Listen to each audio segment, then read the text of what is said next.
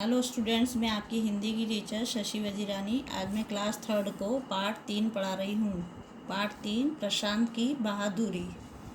कड़ाके की ठंड थी और अंधेरी रात। चारों ओर सन्नाटा था। वातावरण में कोहरा अपना स्थान ग्रहण करता जा रहा था। गांव के किसी कोने से किसी कुत्ते के भौंकने की आवाज़ यदा कदा सुनाई पड़ जाती थी।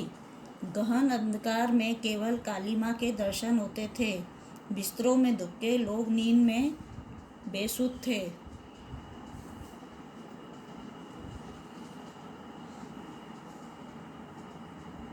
अचानक छत पर किसी के कूदने की आवाज़ आई। आहट पाकर प्रशांत की आंखें खुल गई। उसे छत पर किसी के चलने की आवाज़ सुनाई पड़ी। उसने बगल की चारपाई पर लेटे अपने बड़े भाई हर्ष को जगाया। क्या है? आलम भरे स्वर में बोला हर्ष। प्रशांत ने कहा, भैया मुझे लगता है छत पर डाकू हैं। क्या? हर्ष के मुंह से शब्द निकला और वह तुरंत उठकर बैठ गया। तब तक प्रशांत ने टार्च जला ली थी। उसने सामने घड़ी पर रोशनी फेंकी। रात के 2 बजे थे। उन्हें धीमे स्वर में बातें करने की आवाज़ें भी सुनाई दे रही थी। पिताजी शहर गए हुए थे। इसी अवसर का लाभ डाकुओं ने उठाया। दोनों बालक दूसरी मंजिल पर बने कमरे में सोए थे। माँ व दादी नीचे के कमरों में थे। दोनों बालक सहमे हुए थे। सीढ़ियों से उतरते हुए डाकुओं के पैर उन्हें अपने सीने पर चलते हुए अनुभव हो रहे थे। किसी ने उनके कमरे का बाहर से कुंडा बंद कर दिया। अब वे नीचे की मंजिल की ओर उतरने लगे। भैया तुम यहीं रुको, किसी तरह इन्हें संभालना। मैं थाने जाकर पुलिस को खबर करता हूँ। प्रशांत बोला। उसने खूंटी पर टंगी पिताजी की धोतियों की आपस में गांठ लगाई। चुपके से छज्जे वाला दरवाज़ा खोला और धोती का छोर छज्जे के रेलिंग से बांधकर वह नीचे गली में उतर गया। नीचे के कमरों में डाकू दरवाज़ा तोड़ने में लगे थे। एक डाकू छत पर टहल रहा था। प्रशांत के निकल भागने का किसी को पता न चला। लगभग 2 किलोमीटर की दूरी पर था पुलिस स्टेशन। प्रशांत बेताश दौड़ता हुआ जा रहा था। थोड़ी ही देर में प्रशांत वहां पहुंच गया। उसका सांस फूल रहा था। कौन है? क्या बात है? पहरे पर खड़े सिपाही ने पूछा।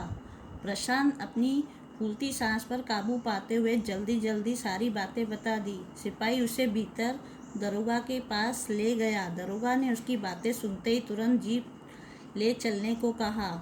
थोड़ी ही देर में प्रशांत का घर पुलिस द्वारा घेरा जा चुका था। अब गांव के लोग भी जाग चुके थे। उनके हाथों में लाठियां और भाले थे। पुलिस ने डाकुओं को ललकारा। छत पर चढ़े डाकू ने अचानक फायर कर दिया। गोली दीवार पर लगी। तभी एक सिपाही की गोली डाकू की खोपड़ी में जा लगी। गोली लगते ही उसका सारा शरीर छज्जे की रेलिंग पर झूल गया। अब तो पुलिस मुख्य द्वार तोड़कर भीतर घुस गई। साथ में गांव वाले भी थे। डाकुओं ने अधिक प्रतिरोध नहीं किया और पकड़े गए। अभी उनसे किसी कमरे का दरवाज़ा टूटा न था।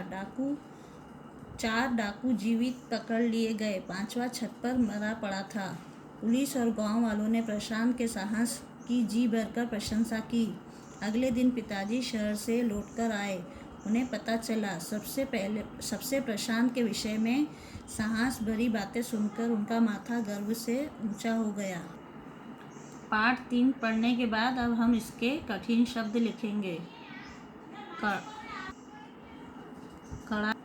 कड़ाके, सन्नाटा, वातावरण, कोहरा, खूंटी, चारपाई, काली माँ, बिस्तर, रेलिंग, बेहताश। कठिन शब्द लिखने के बाद अब हम इसके शब्दार्थ लिखेंगे। शब्द अर्थ: सन्नाटा, चुप्पी, ग्रहण करना, लेना, यदा कदा, कभी कभी, गहन, घना, काली माँ, काला रंग, तुरंत, एकदम, अवसर, मौका, बेसुध, बहुत गहरी नींद में सोना। शब्दार्थ लिखने के बाद अब हम इसके प्रश्न उत्तर लिखेंगे। प्रश्न 1, प्रशांत की आंखें कैसे खुली? उत्तर: अचानक छत पर किसी के कूदने की आवाज़ आई। आहट पाकर प्रशांत की आंखें खुल गई। प्रश्न 2, प्रशांत गली में किस प्रकार आया? उत्तर, छज्जे की रेलिंग को बांधकर वह गली के नीचे उतर आया। प्रश्न 3, डाकू किस प्रकार पकड़े गए? उत्तर, पुलिस मुख्य द्वार तोड़कर घुस गई और डाकू पकड़े गए। प्रश्न नंबर 4, रिक्त स्थानों की पूर्ति करो। उन्हें धीमे स्वर में बातें करने की आवाज़ सुनाई दे रही थी। पिताजी शहर गए हुए थे। नीचे के कमरे में डाकू दरवाज़ा तोड़ने में लगे थे। पुलिस मुख्य द्वार तोड़कर भीतर घुस गई। प्रश्न नंबर 5, सही कथन पर सही व गलत कथन पर गलत का निशान लगाइए। हर्ष ने प्रशांत से कहा कि डाकू आ गए हैं। सही।